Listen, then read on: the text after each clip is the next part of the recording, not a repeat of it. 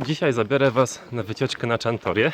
Jestem w górach o nazwie Karpaty, w paśmie górskim Beskid Śląski. Co w trawie piszczy? Witam Cię na moim pierwszym vlogu. Właśnie jadę pociągiem. Jestem w drodze do Ustronia. To stamtąd rozpocznę wędrówkę na szczyt Czantorii.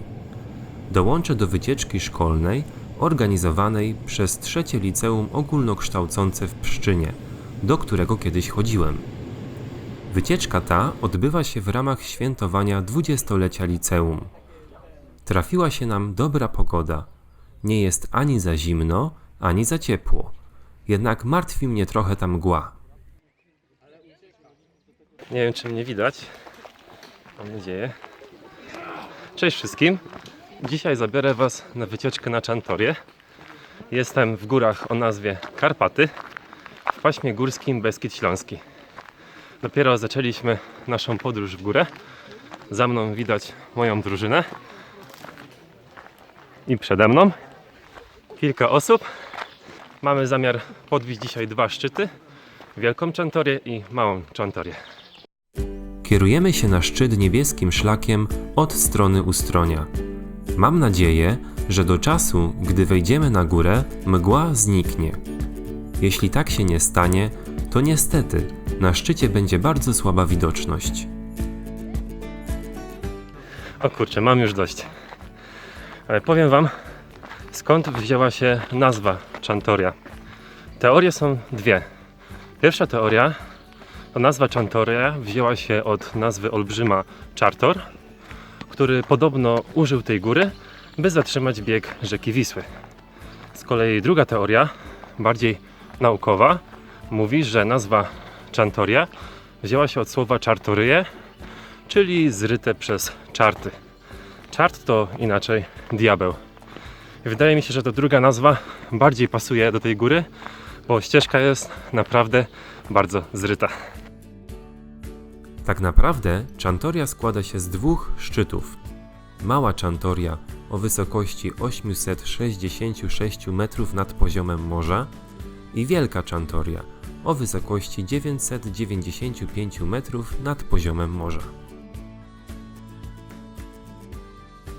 Jeśli lubicie sporty zimowe, to jak najbardziej możecie wybrać się na Czantorię. Znajduje się tutaj 6 tras narciarskich, 4 niebieskie i 2 czerwone. Z innych ciekawostek, przez Czantorię przebiega wododział polski. Oznacza to, że góra stanowi granicę pomiędzy zlewiskami Wisły i Odry. Wisła i Odra to dwie największe rzeki w Polsce. Czas na legendę o Czantorii. Podobno u góry obok schroniska znajduje się urwisko o nazwie Skałka i gdzieś tam na tym urwisku jest jaskinia. Legenda głosi, że w jaskini śpią rycerze. Dokładnie nie wiadomo, czy rycerze Bolesława Chrobrego, czy Jana III Sobieskiego, w zależności, którą wersję legendy weźmiemy pod uwagę. I co z tymi rycerzami? Legenda głosi, że w momencie, gdy Śląsk, czyli to województwo, w którym teraz jesteśmy, zostanie zaatakowane przez kogoś, to ci rycerze mają się wybudzić ze snu i ochronić lud Śląska. I skąd ludzie dowiedzieli się o tych rycerzach, że tam sobie śpią w tej jaskini? Otóż pewnej wigilijnej nocy pomocnik Kowala spotkał tych rycerzy. Rycerze poprosili go, by obkuł ich konie i w tym momencie rycerze opowiedzieli mu, kim są, po co są i co robią. W nagrodę za pomoc tym rycerzom pomocnik Kowala otrzymał końskie łajno. Ktoś by pomyślał, no co to za nagroda, końskie łajno. Ale później okazało się, że to łajno zamieniło się w złoto. No i to na tyle, jeśli chodzi o legendę Czantorii. Nasza trasa przebiega przez rezerwat przyrody Czantoria. Właśnie stoimy przed jego wejściem. Rezerwat ten powstał w celu ochrony otaczającego nas lasu. Na Czantorii znajdują się dwa rezerwaty przyrody. Jeden po stronie czeskiej, a drugi po stronie polskiej. Dzisiejsza wycieczka to jedna z wielu wycieczek organizowanych w ramach obchodów 20-lecia liceum. Ostatecznym celem jest zdobycie 20 szczytów.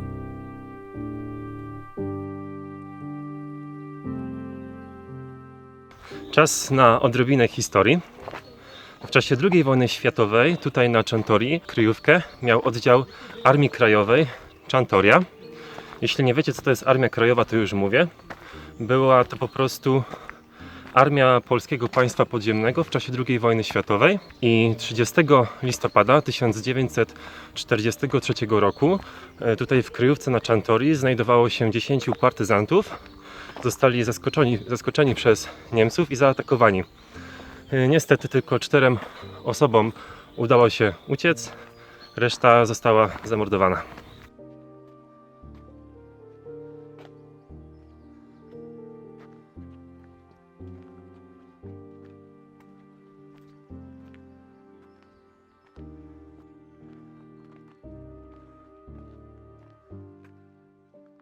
Znajdujemy się na granicy polsko-czeskiej. Wygląda na to, że moje prośby zostały wysłuchane. W momencie naszego wejścia na szczyt pogoda znacznie się poprawiła i zza chmur wyszło słońce. Czas na zasłużony odpoczynek i przyklejanie odznak. Jak widać, na razie u mnie pustka. Inni zdobyli już wiele odznak i pieczątek. To nie pierwszy podbity przez nich szczyt, jednak pierwszy w ramach programu Zdobywamy szczyty dla hospicjum. Nasz dzisiejszy wysiłek i przebyte kilometry zostaną przeliczone na punkty. Pod koniec wydarzenia sponsorzy podarują hospicjum pieniądze. Kwota będzie zależeć od liczby zdobytych punktów. Na szczycie znajduje się wieża widokowa. Nadszedł długo wyczekiwany moment, by wejść na nią i podziwiać widoki.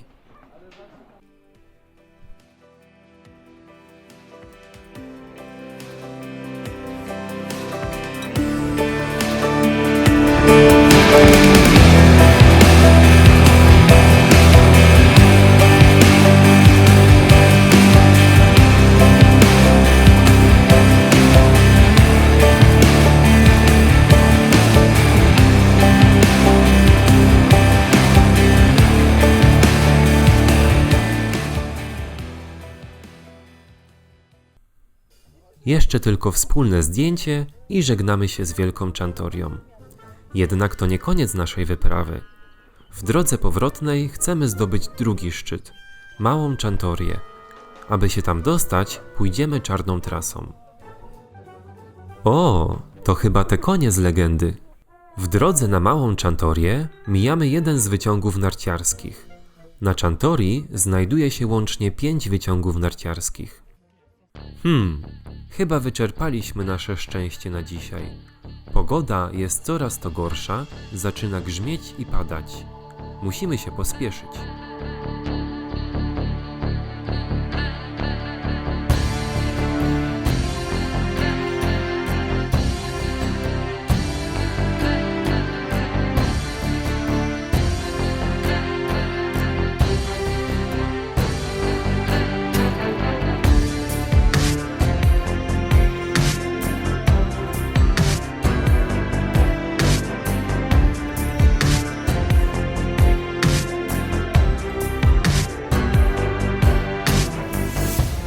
Drugi szczyt zdobyty.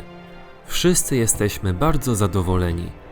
Przez chwilę obawialiśmy się, że całkiem zmokniemy, jednak pogoda nas tylko trochę postraszyła. Idąc w góry, musicie pamiętać o tym, że pogoda bardzo szybko się tutaj zmienia i trzeba się na to odpowiednio przygotować. Uczniowie układają z kamieni napis trzecie LO. Świetny pomysł.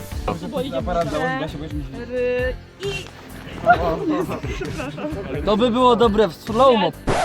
Dobre w slow motion? Okej, sprawdźmy to.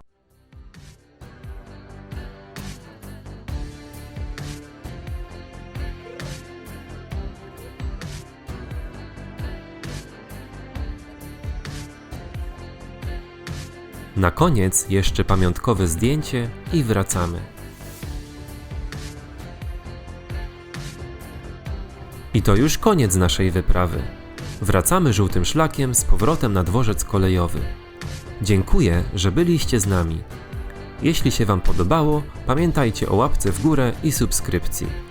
Do zobaczenia w następnym vlogu.